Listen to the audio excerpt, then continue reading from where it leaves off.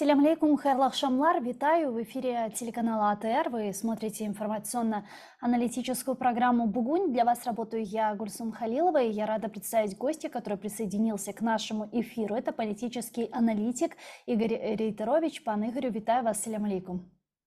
Добрый день. Добрый день. Ну что ж, начнем нашу беседу с нашумевших событий, с падением ракет на территорию Польши, страны, члена Североатлантического альянса. Уже прозвучало огромное количество заявлений различных европейских лидеров, которые вторят друг другу, что неважно, чья это ракета, произошло это все равно из-за российской агрессии в Украине. Только недавно президент США Джозеф Байден сделал заявление, что нет пока подтверждений тому, что это российские ракеты. Вероятнее всего сработали украинские ПВО, ракеты украинских ПВО упали на территорию Польши, но тем не менее пока что все расследуется и никто точно ничего сказать, подтвердить не может. Как вы оцениваете все эти события, непосредственно реакцию НАТО на то, что произошло на территории Польши?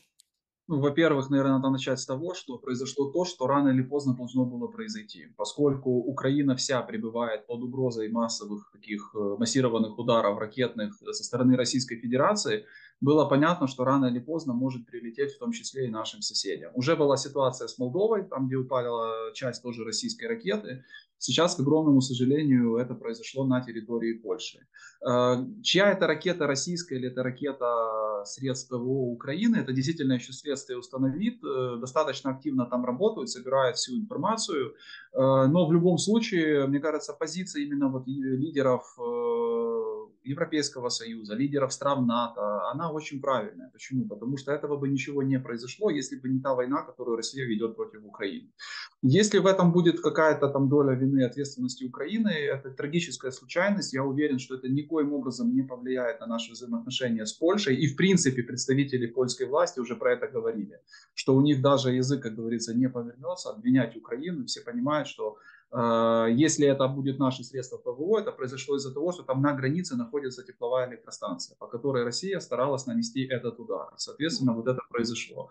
Поэтому Россия никаких дивидендов информационных от этого не получит. Или каких-то там политических, либо экономических. Та истерика, которую сейчас развернули пропагандисты, она, ну, российская, она закончится ничем. Она может в какой-то мере сработать там на внутреннего потребителя, но на уровне, скажем так, поддержки Украины ничего не поменяется. Я даже более скажу, не побоюсь прогнозировать, что поддержка военно-техническая и финансовая Украины только усилится на фоне того, что произошло. Потому что для западных стран, особенно те, которые граничат с Украиной, теперь окончательно, наверное, стало понятно, что война в любой момент может прийти на их территорию. Поскольку Россия не собирается останавливаться, не собирается прекращать эти массированные ракетно-бомбовые удары, ну и кто даст гарантию, что в следующий раз 10 ракет не прилетит на эту территорию и не взорвутся там в каком-то густонаселенном городе. Такой гарантии нету, поэтому в этом плане нужно спокойно оценить ситуацию, ну и говорить дальше, говорить о поддержке и реализовывать все те инициативы, которые были начаты нашими партнерами. Мгм.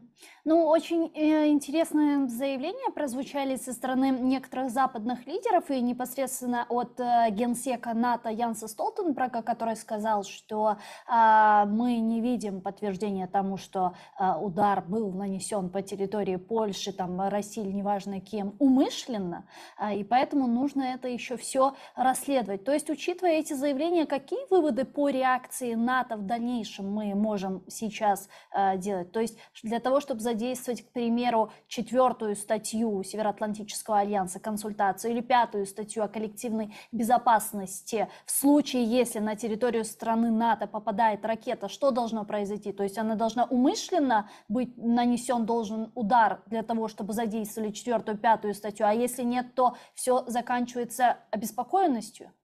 Ну, еще есть глубокая обеспокоенность, там на самом деле есть много каких-то вариаций, но смотрите, тут на самом деле действительно вопрос где-то в формулировках, но этот вопрос чрезвычайно важен, когда ты имеешь дело с неадекватным государством, которое из себя представляет Российская Федерация. Не больше и не меньше, понимаете? НАТО сдерживается не потому, что оно мягкотело, и этот тезис, кстати, пытаются разогнать опять-таки россияне, да? Не потому, что оно боится России, Ну, кто будет бояться Россию, учитывая, что с некогда второй армией мира делают наши вооруженные силы, да? Они исключительно, ну не то что боятся, но они, конечно, опасаются того огромного ядерного потенциала, который на сегодняшний день у России еще остается и который им остался в наследство от Советского Союза.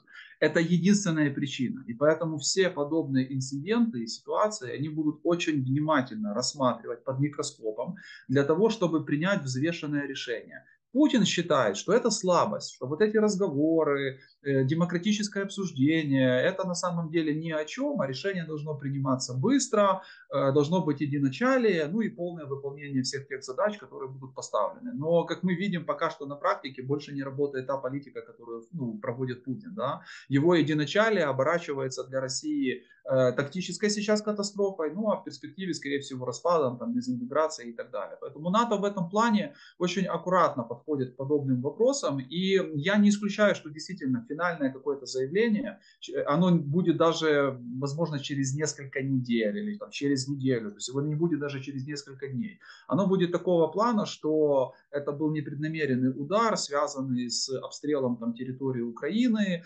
Мы выражаем там свое несогласие, беспокойность и так далее. Но это будет картинка, которую они подадут, чтобы прежде всего успокоить своих собственных граждан и показать, что они не будут там сломя голову бросаться в какую-то войну с Россией. На самом деле конкретная реакция НАТО и Европейского Союза будет проявляться в другом. Будет проявляться в поддержке Украины. По состоянию на сегодня мы видим, что то, что произошло, не то, что уменьшило эту поддержку, а наоборот все идет к тому, что она будет конкретно увеличена.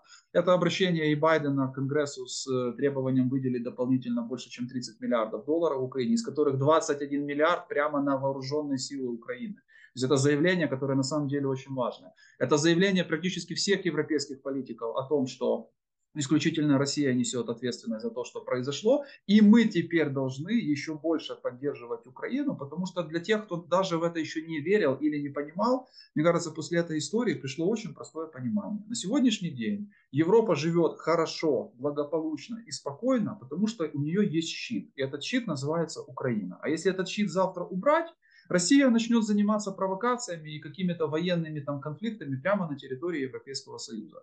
Тем более, знаете, очень симптоматично, что с вот этим вот инцидентом появилась информация со стороны России о том, что Путин там на каком-то последнем совещании сказал, что надоело мне уже в Украине воевать, и надо как-то ареал расширять, да, выходить там в Венгрию, в Польшу и в другие какие-то страны Европейского Союза. Поэтому чем быстрее европейцы это поймут, мне кажется, тем лучше будет для них. Ну и понятно, тогда помощь Украине только увеличится. Кстати, такое ощущение, что в России очень сильно из-за этого испугались. Сразу после заявления о падении ракет на территорию Польши Министерство обороны России опровергло информацию, сказало, что это не мы, а российские пропагандисты начали кричать, что это не мы, а потом сегодня утром вообще отрицают, что стреляли вчера по Киеву. Ну, по Киеву они вчера стреляли, мы прекрасно это все знаем. И они стреляли по той тепловой электростанции, которая находится на границе с Польшей. То есть Мгм. это всем известно, и это первое, что вчера проверили, потому что украинское правительство в этом плане, украинская власть очень оперативно передает эту информацию нашим партнерам, прежде всего в контексте получения какой-то дополнительной помощи, там, генераторов, запчастей там, или чего-то тому подобного. То, что россияне вчера очень сильно испугались, ну, как тогда и там, ну, вообще на днях, да, они пребывали в таком растерянном состоянии, это действительно было видно по их комментариям. Потом они попытались, знаете, немножко перехватить инициативу и показать, что вот теперь НАТО поставит на место Украину, чуть ли не нападет на Украину. Они же сразу сказали, что это как бы не они. И при этом начали разгонять параллельно тезис, что на самом деле НАТО очень-очень-очень сильно боится связываться с Российской Федерацией. Вот это вот, я не знаю, как ее назвать, ну ладно, пропагандистка пускай будет, Маргарита Симонян написала, что очень радует, что система противовоздушной обороны Польши такая дырявая в силу того, что нам еще предстоит. То есть она прямо говорит о том, что мы когда-то там собираемся нанести удар. Но тут получился казус, потому что масса россиян, которые сидят сейчас на пабликах и которые даже одурманены этой пропагандой, стали задавать один очень простой вопрос. Если НАТО так нас боится, то почему у нас ничего не получается с Украиной? Что, например, произошло в Херсоне? Да, а что Мгм. с нашей армией? А почему мобилизация? То есть это, знаете, очень плохо работает, и мне кажется, Россия никаких дивидендов вообще с этой историей не получит, а все, что они сейчас делают, они только усугубят свое положение. К вопросу Херсона я еще вернусь. Вы упоминали выше Венгрию. Вот еще какой вопрос хотела с вами обсудить. Украина заявила, что она приостанавливает прокачку нефти через нефтепровод «Дружба», в связи с чем премьер Венгрии созвал срочное заседание Совета безопасности Организации Объединенных Наций. Что вы думаете по этому поводу? Что это за ход с нашей стороны? Ну, смотрите, это ход с нашей стороны, кстати, абсолютно ожидаемый. Я удивлен, что это сделали только сейчас. Мне кажется, что во время любых массовых обстрелов территории Украины необходимо сразу приостанавливать транзит там, нефти. Почему? Потому что это несет угрозу. Если Мгм. туда попадает ракета, то есть это может привести просто к огромнейшей технологической, экологической и вообще к катастрофе просто. Да? Поэтому такие вещи надо делать и делать достаточно часто и регулярно. Поскольку часть как Европы там до сих пор зависима от тех поставок, которые идут территории Украины, им надо про это напоминать. И мне кажется, что это очень правильно было сделано. Причем, смотрите, Украина же объяснила, почему это происходит. Обстрел, падение давления, попали в станцию, которая распределяла там, да, соответственно, эти все потоки. И мы как бы на какое-то время это приостанавливаем. Ну вот такая вот истерическая, извините, реакция венгерского правительства, она на самом деле очень показательна. Потому что венгры показывают, что им плевать вообще на то, что происходит в Украине, им плевать на войну, которую ведет Российская Федерация. Они думают исключительно о себе. Но вышло очень плохо. Почему? Потому что никто из европейских стран вообще на вот эту позицию Венгрии, конкретно в данном случае, не обратил внимания. А по слухам, такими дипломатическими закрытыми каналами им передали, чтобы они вообще закрыли эту тему. И даже ее не поднимали, потому что это выглядит смешно на фоне того, что происходит в Польше, например, и тем более смешно на фоне того, что происходит в Украине. Кстати, по-моему, этот урок пошел впрок, потому что уже на следующий день после этого Венгрия как бы пошла на попятную и сказала, что мы уже все выяснили, все нормально, проблем никаких нет и так далее. Но с другой стороны, мы же играем и говорим про какую-то геополитику, да, большую. Если Мгм. Венгрия дальше себя будет вести по некоторым вопросам так, как она ведет сейчас, Украина, мне кажется, вправе использовать те козыри и те рычаги давления, которые у нас есть.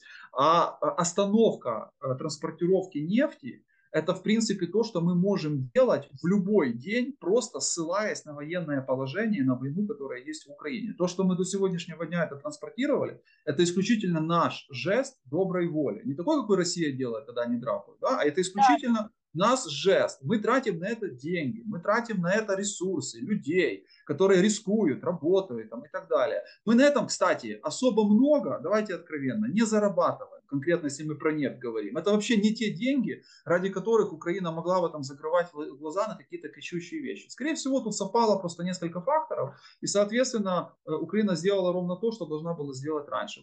Надеемся, что Венгрия это поймет, а если у них будут возникать вопросы, то адресат этих вопросов, он сидит вообще в А Кремле. на что, Орбан пане Игорю, а на что мы рассчитываем? То есть на какую реакцию Венгрии мы рассчитываем? Чего мы ждем по итогам этого решения? Ну вот Венгрия уже созывает там Совет обороны в своей стране, там что-то они будут решать, как заявил Орбан недавно. Чего мы ждем? Да ничего не будет, понимаете? Мы на самом деле от Венгрии ждем другого, вот самого важного, что когда будет голосоваться следующий пакет санкций против России, а он будет в декабре, уже такая информация появилась, что он Мгм. уже в целом собран, и в декабре, в начале декабря за него собираются голосовать. Вот чтобы Венгрия там не занималась тем, чем она занималась до этого. Да? То есть Заигрываем. оттягивала, да, оттягиванием, шантажом, прямым шантажом. То есть они же говорят, что мы не будем поддерживать этот пакет, если и выдвигают какие-то свои условия, которые к Украине имеют на самом деле очень далекое отношение, а имеют отношение к Венгрии и по странному стечению обстоятельств к России. Да? Поэтому вот такими вот сигналами мы показываем Венгрии, что, понимаете, в эти игры на самом деле можно играть вдвоем. Не только у них есть какое-то право вето, которое, кстати, очень раздражает такие страны, как Германия, Франция, Италия, там, Польша и так далее, которые говорят о том, что не может быть такого, что политика всего Союза ставилась в зависимость от одной страны. Поэтому венгры здесь, как говорится, знаете, футбольной терминологией дали в штангу. Причем дали очень серьезно. Им надо было на это так не реагировать. А когда они это вывели на уровень своего Совета национальной безопасности, вот еще ж хитрые поняли, извините, что ошиблись и привязали сразу еще вторую половинку, что касательно транзита нафты и ситуации, которая сложилась в Польше. Ну, это же вообще вещи, которые по логике венгров между собой несопоставимы. А теперь получается, что они это поставили на скажем так, ну, на одну линию, и им придется реагировать на то, либо на другое. Поэтому Венгрии мы определенный привет, очень красивый, очень правильный, дипломатически выверенный передали. Будем надеяться, что это каким-то образом повлияет на позицию Венгрии касательно следующих голосований там, по санкциям или выделения какой-то дополнительной помощи. Я молчу про военно-техническую, Венгрия принципиально. Единственная страна Европейского Союза, которая никакого оружия нам не поставляет. Единственная. Были недавно еще болгары, но они проголосовали за, и там все нормально уже. Но хотя бы, чтобы они не блокировали поставку какой-то гуманитарной помощи, финансовой помощи и так далее.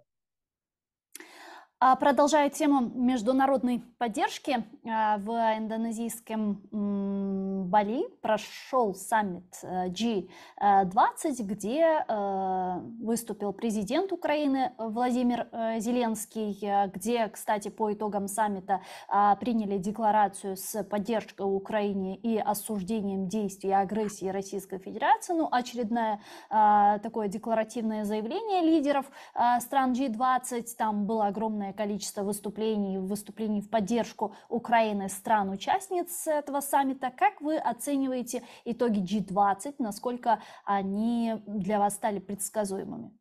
Ну, они на самом деле были достаточно предсказуемы, можно так сказать. Могло быть хуже, но могло быть и лучше, да, в определенной мере.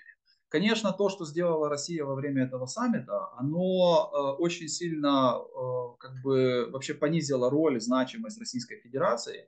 И мне кажется, что здесь они ну, просто себе сделали выстрел в ногу, и этот выстрел им еще аукнется, причем аукнется очень серьезно. Не на уровне каких-то заявлений, потому что заявление, ну не то, что оно нейтральное, там четко говорится о войне России, которую она ведет против Украины, о том, что Россия должна немедленно вывести все войска, освободить территории и так далее. Ну, правда, как бы еще указывается на то, что не все страны разделяют такую позицию, но большинство стран G20, такую G19, мы Россию не будем считать туда, они такую позицию, конечно, поддерживают и разделяют, что есть агрессор, и этот агрессор должен убраться с Украины. Но то, что Россия, с одной стороны, вначале пыталась как-то привлечь к себе внимание, вот история с болезнью Лаврова, это на самом деле история, которую придумали полностью россияне. Они настолько были, по большому счету, неинтересны, что сами запустили этот фейк, чтобы показать, что мы тут есть. Мы приехали, вот с нами встречайтесь. Но по факту что получилось? По факту получилось, что с Лавровым встретилось аж два представителя Организации Объединенных Наций и Министерства иностранных дел Китая. Никто с ним не собирался фотографироваться, пить чай, вести какие-то там беседы и так далее. Он, кстати, как последняя, извините, трусливая собака, убежал с этого саммита накануне вот этих обстрелов, которые были. И, видимо, таким образом Россия хотела показать, что, ну хорошо, вы не хотите с нами, значит, общаться так, как мы хотим, мы вам сейчас тут покажем. Но тут получился один очень плохой момент для них. Дело в том, что это повлияло в определенной мере на позицию Китая и Индии. Две страны, которые по большому счету готовы были занимать откровенно нейтральную позицию, по слухам, как минимум кулуарно, эту позицию несколько модифицировали. И они остались, с одной стороны, в недоумении, а с другой стороны, в таком, знаете, неплохом раздражении от того, что сделала Российская Федерация. Потому что они за нее как бы вписывались в плане, что Россия тоже готова к переговорам, Россия хочет мира и так далее. И тут, когда они заседают, когда, я не знаю, что там, кокосовое молоко пили или танцевали или ужинали, происходит то, что произошло. И такие страны, они как бы на это, я более чем уверен, в будущем еще ну, отреагируют так, как надо, и Россия это очень сильно аукнется. Ну и второй самый важный момент, самое главное, мне кажется, заявление, которое прозвучало на этом саммите, это было заявление по результатам встречи Байдена и Си Цзиньпиня о том, что на сегодняшний день и думать забудьте все вообще, и Россия в том числе, не то, что там об использовании ядерного оружия, а вообще о разговорах про это. Вот это было самое главное послание. Путин опять сделал вид, что он его не очень понял. Ну, типа, да, что вы там говорите, но я на него не очень обращаю внимание. И это опять-таки его стратегическая ошибка. Почему? Потому что Китай уже устал передавать нейтральными каналами свою позицию по этому вопросу. Дальше, мне кажется, они будут передавать совсем другими каналами. Эти каналы, мягко говоря, не очень приятными для России.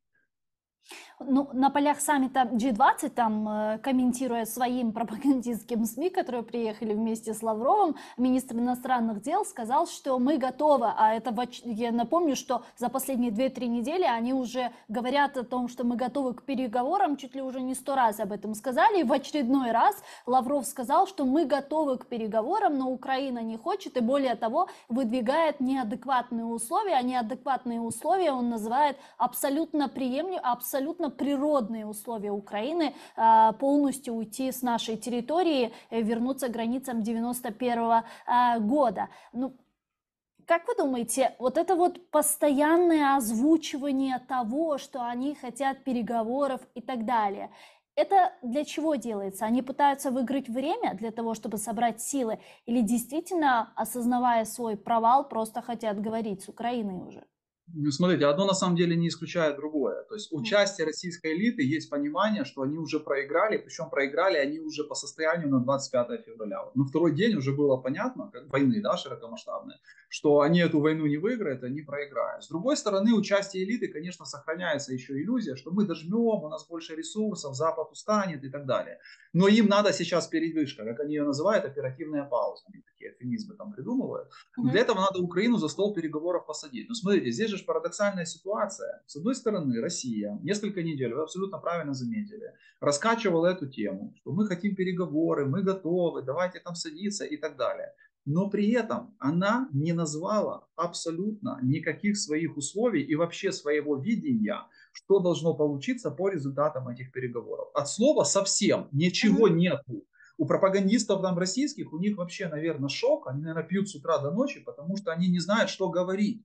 От них что-то требуют, но им не дают методичек. Они не могут, это освобождение Донбасса, как они говорят, или это еще что-то. А что сделать с Херсоном, а что делать с другими какими-то городами. И поэтому Россия сначала раскрутила максимально эту тему, а потом на G20 получился конфуз, потому что включился Зеленский, который озвучил конкретный план с 10 пунктов, с деталями, что хочет Украина, как это Украина видит. И взяла, опять-таки, футбольной терминологии, перебросила мяч на поле России. Как на это ответила Россия? Россия ответила словами больного, не больного Лаврова, там непонятно, который сказал, что нереалистические условия и надо договариваться с учетом ситуации по земле. Что он имел в виду? Что они, это типа, что они контролируют какую-то часть территории Украины, ну, типа, временно как бы оккупировали.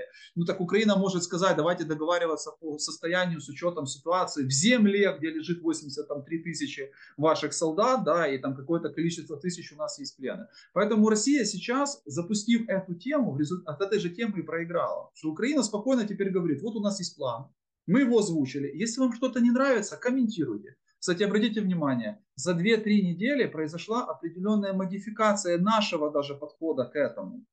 Президент Зеленский, например, он не сказал, что мы уже не готовы садиться с режимом Путина. Речь прошла о том, что мы готовы сесть, Россия сейчас говорит. Это была определенная уступка. И это нормально. Здесь не надо искать какую-то там зраду. Да? Наши партнеры намекнули, что информационно-пиарно, имиджево будет лучше как бы немножко эту тему обойти, чтобы Украину не обвиняли, что мы вот уперлись, да, там, и не хотим ни о чем говорить. Мы это обошли. Россия постоянно что-то там кричала про НАТО. Зеленский в последнем своем выступлении на G20, да, он как сказал, что мы за создание новой структуры, архитектуры безопасности. Мы готовы про это говорить. Мы хотим гарантий. У нас есть такое видение. Давайте сюда садиться и договариваться. Слово НАТО, кстати, там ни разу не прозвучало.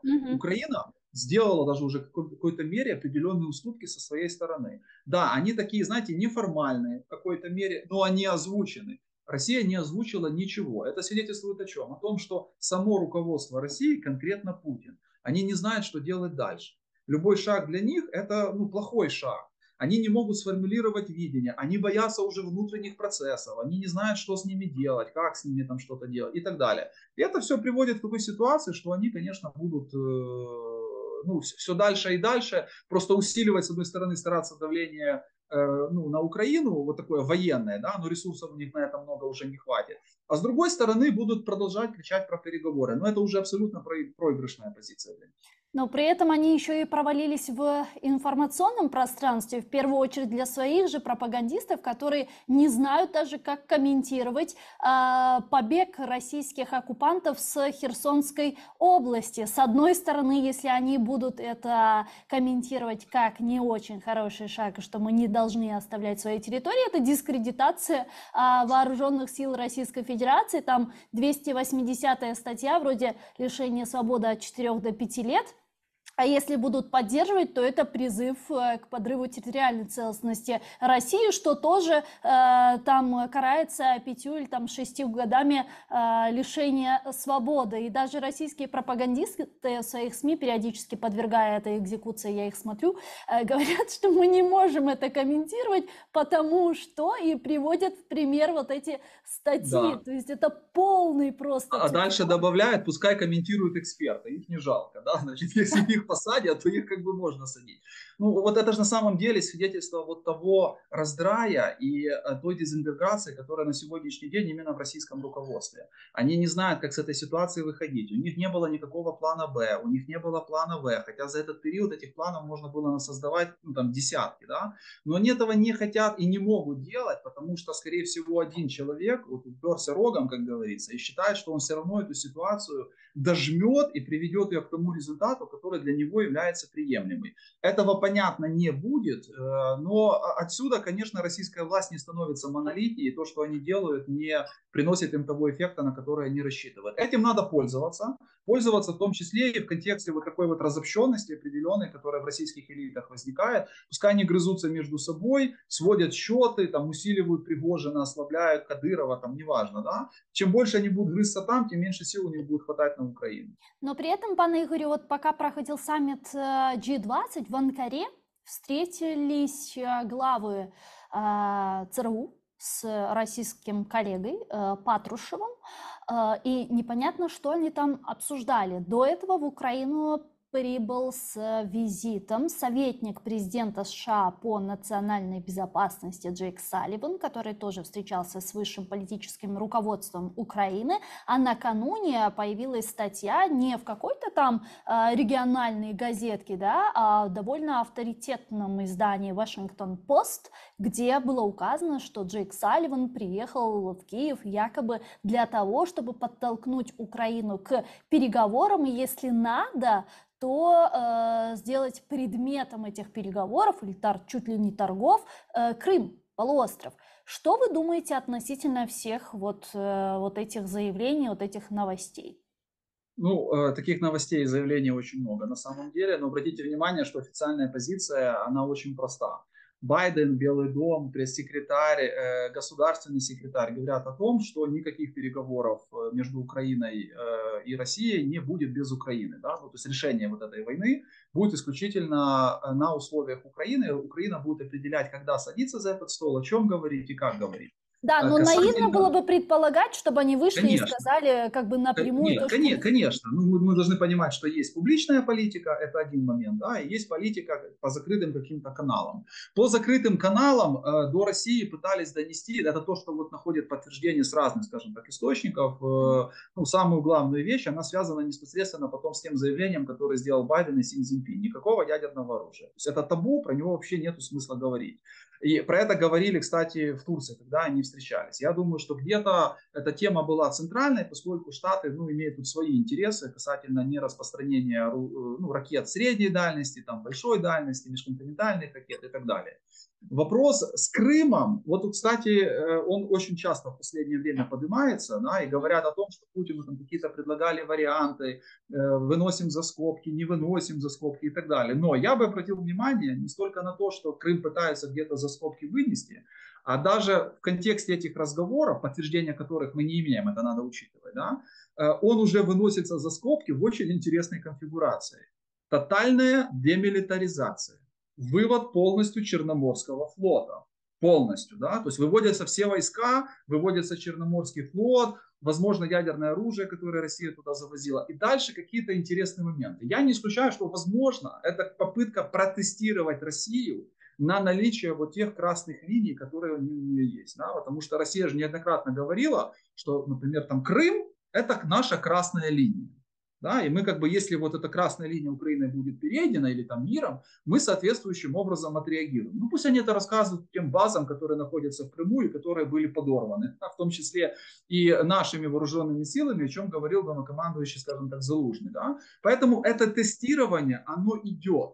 Оно продолжается. Насколько оно согласовано с Украиной, я думаю, что ключевые какие-то моменты обсуждается. А все другое это тактические какие-то там рассуждения, разговоры и тому подобное. Но, пане Ігорю, вот по Крыму, когда они говорили, что Крым – это наша красная линия, Донбасс, так называемые ДНР и ЛНР, они не признавали как отдельные субъекты, и тогда не было речи о присоединении этих так называемых республик, прокси-режимов в состав Российской Федерации. Теперь они признали ДНР, ЛНР. Более того, на территории Донецкой, Луганской, Запорожской, Херсонской областей провели так называемые референдумы, включили эти области в состав Российской Федерации. И чем теперь Крым по статусу отличается от этих других четырех областей? Ведь ничем. Вот это же самое главное в этой истории то, что они пытаются в первую очередь Крым вынести за скобки. Но они сами сделали все для того, что он уже за скобки не выносится. Да? Если они раньше... линий нет, по сути. Да, если они раньше говорили о том, что там другая ситуация, там был так называемый референдум, хотя мы знаем, какой это был референдум, сколько людей там реально голосовали и за что, да,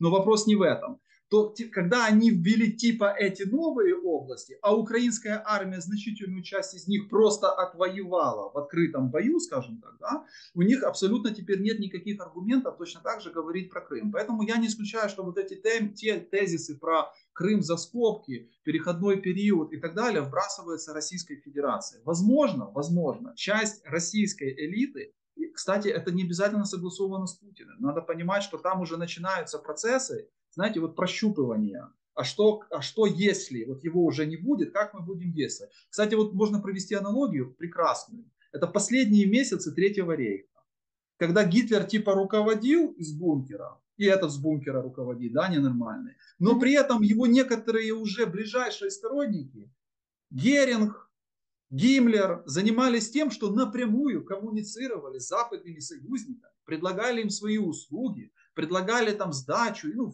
разные какие-то вещи, капитуляцию и так далее и тому подобное. Что-то подобное, возможно, есть уже в России. И вот это тестирование начинается. А что мы будем делать с Крымом, а что мы будем делать с тем, а какой мы можем найти вариант, чтобы мы могли его как-то продать внутреннему своему пользователю, да, и у нас не случилось какой-то революции там радикальных элементов, ну типа там Прилепина, Пригожина и вот этих всех фриков, там Дугина, да, которые начнут кричать, что этого нельзя делать, мы должны биться до конца и так далее. Поэтому это вот все напоминает пока такое тестирование, прощупывание вот этой почвы, ну понятно, что Крым здесь занимает центральное место. В этом плане, мне кажется, нам надо просто придерживаться той позиции, которой мы придерживаемся. После 24 февраля, по большому счету, Крым не просто вернулся в нашу повестку, да?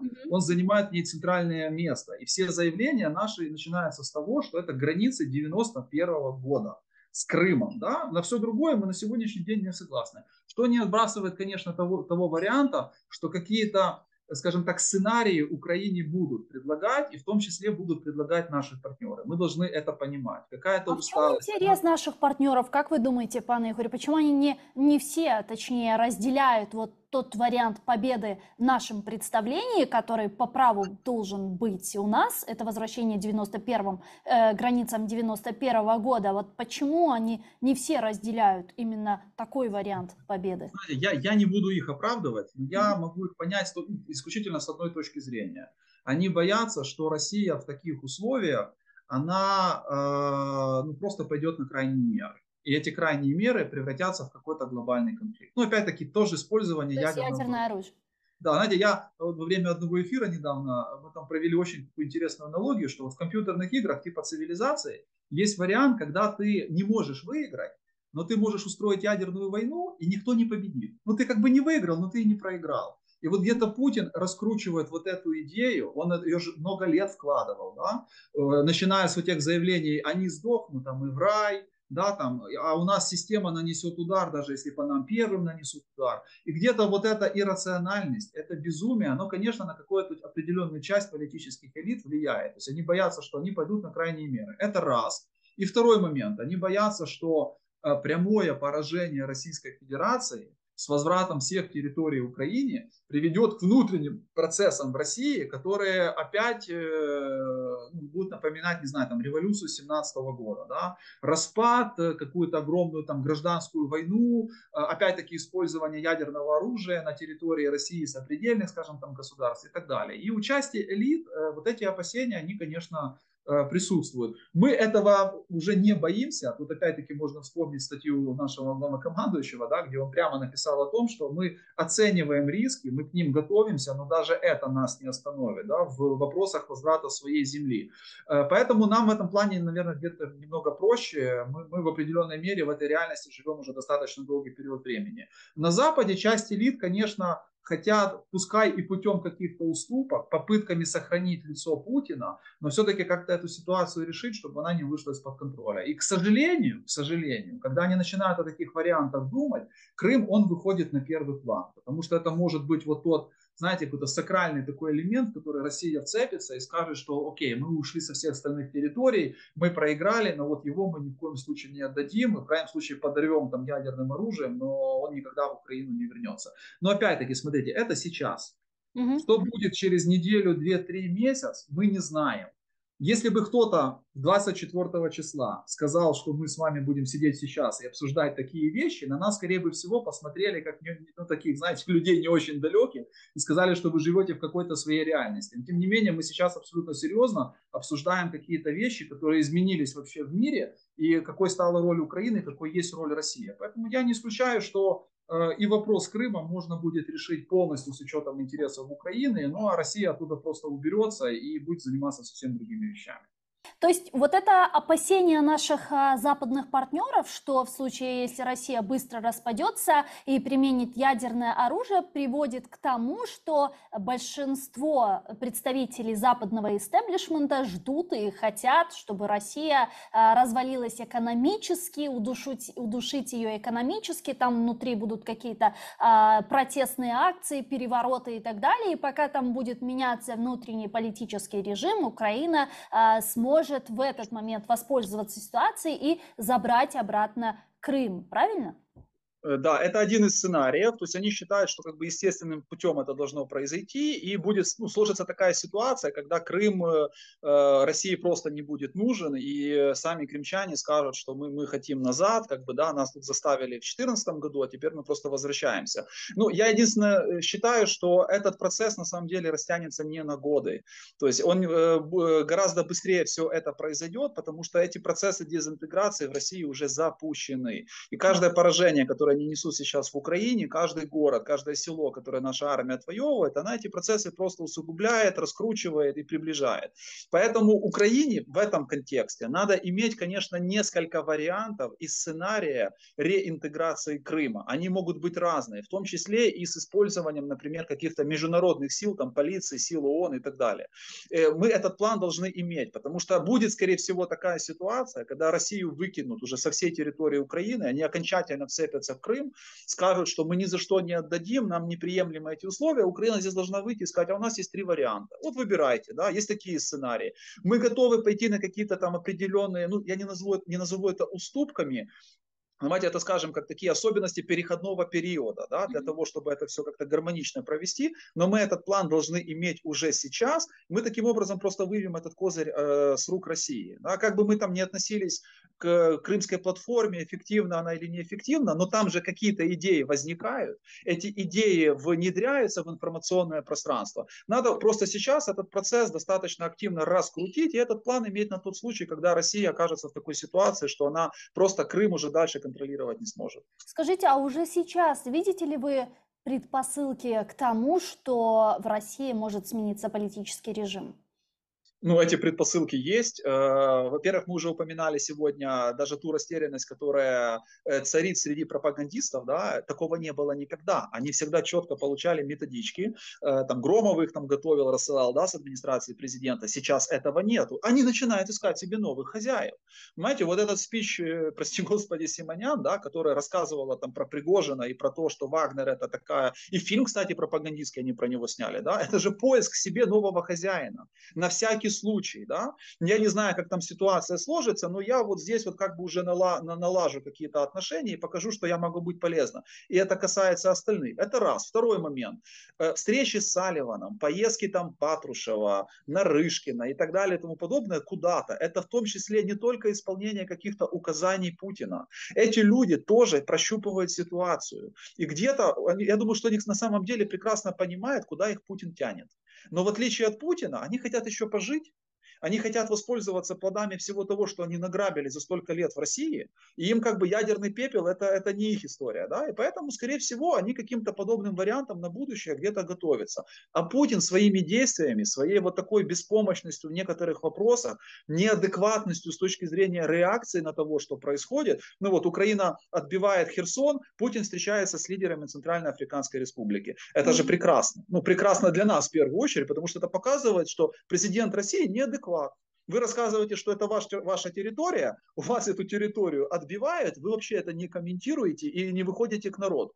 Поэтому уже какая-то подготовка к транзиту, она началась. Сейчас вопрос, это только в том, этот транзит начнется по мановению руки Путина, и он таким образом попытается как-то держать его под контролем, ну и быть в центре этого транзита, или этот транзит произойдет абсолютно без влияния Путина и в значительной мере вопреки тем идеям или там сценариям, которые были у него. Ну, а этот транзит, он может привести к еще более сложной и усугубленной ситуации? Ведь российские вот либеральные журналисты, кстати, обсуждая эту тему, говорят, ну вот Путин террорист, но не факт, что тот, который придет после него, будет лучше, а может даже хуже. Я абсолютно могу с либеральными согласиться, россиянами, да, но тут есть один нюанс. Вот они почему-то про него не любят говорить. Понимаете, может прийти больше неадекват, больше радикал. Там такие есть, ну, которые реально могут на это претендовать. Это люди в окружении Путина, которые подталкивали, ну, не то что подталкивали, которые способствовали тоже началу войны с Украиной, да, которые выступали за войну с Украиной и так далее. Но эти же люди не станут за 10 минут или за 10 дней полноправными хозяевами России. Они же не за 10 дней не выстроят всю ту систему, которую строил Путин. Начнется борьба за власть, начнется расстановка своих людей. Ну, вот все вот такие вот процессы, да, процессы укрепления власти. Ну, кто-то реально из российских либералов считает, что в это время у них будут силы и желание заниматься Украиной. Они будут заниматься и думать о совсем других вещах. Кого поставить там в Якутии, в Бурятии там, или еще где-то. Да? Кто ко мне приехал, кто ко мне не приехал на поклон. И что мне делать там с Государственной Думой, которую надо менять, и туда заводить тех людей, которые будут моими людьми. Опыт и история, в том числе и Советского Союза, показывает, что такие процессы транзита могут растянуться на годы. Давайте вспомним. 5 марта 1953 года умирает тиран Сталин, да, что происходит после этого? 3 года реально идет борьба за власть. 3 года.